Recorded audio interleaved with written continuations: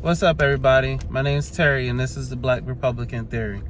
There's a situation going on over in Lawton, Oklahoma, where Quadry Sanders was shot and killed by the police. He was shot 15 times, which I think is a bit excessive, by two police officers, one black, one white. Quadry, as might be implied by the name, is a black guy.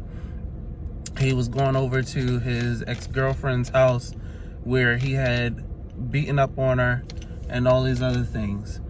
The police, she managed to call a friend who called the police. The police were given this backstory of his violent past and how he had held her hostage many times before. And that's why they showed up with their weapons drawn, because they thought that he might have a gun. When he came out of the building, their view was obstructed, and from the view of the body-worn camera, which I think that all police officers should wear body-worn cameras for their own, for liability purposes, because cameras actually show that there's good policing and quality policing out there. Back to it. He had a hat in his hand, and as he was going to go put his hands up, they shot him multiple times. Here's my take on it. Number one, a hat does not look like a gun. Number two, when you're in the heat of the moment, a hat or anything in your hands could look like a weapon. Number three, police officers do not just go gallivanting about with their guns. And I'm not saying that he deserved to die. I don't believe that anyone deserves to die. I think that we can solve things in matters other than with lethal force. Again, if you're given the rap sheet on a person and you have this biased view of them already because of that rap sheet and because of what you've been told by the individuals on that know this person best, you are going to respond, and you're going to be in a heat of a passion moment where you're trying to protect your life, because ultimately the police officers, they have a family as well. That's not to justify this young man's death, because I think that he could have been brought into custody and he could have been, apprehended and then taken to justice in another way. We also have to talk about the fact that he violated multiple protection orders and restraining orders against his ex-lover.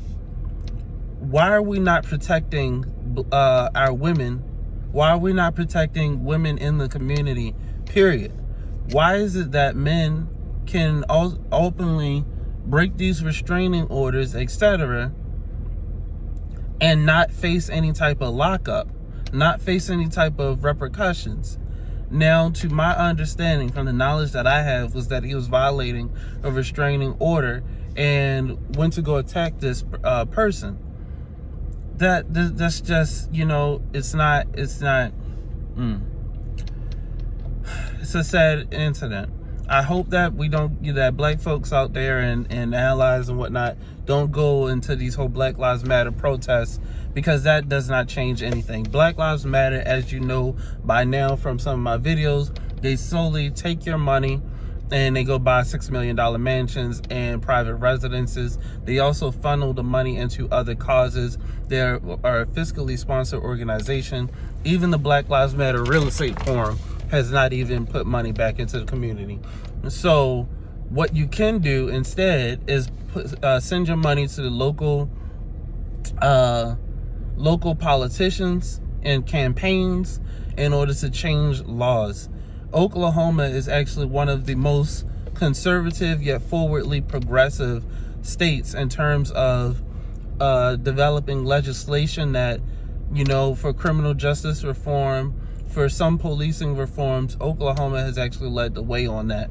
And that's due to the work of a lot of their Republican and Native American and Black legislators who are putting their best foot forward. There are candidates running for office currently, like T.W. Shannon, who led Blacks for Trump, or co-chair of Blacks for Trump, along with Winsome Sears. I think that if we were to start getting out there and start doing these protests, that would defeat the cause.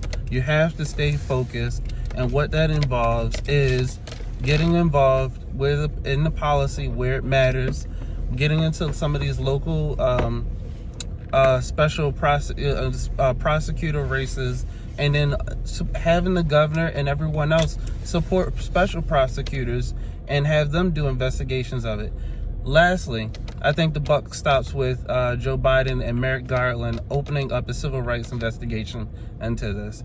All right, guys, that's my video of the day. Bye.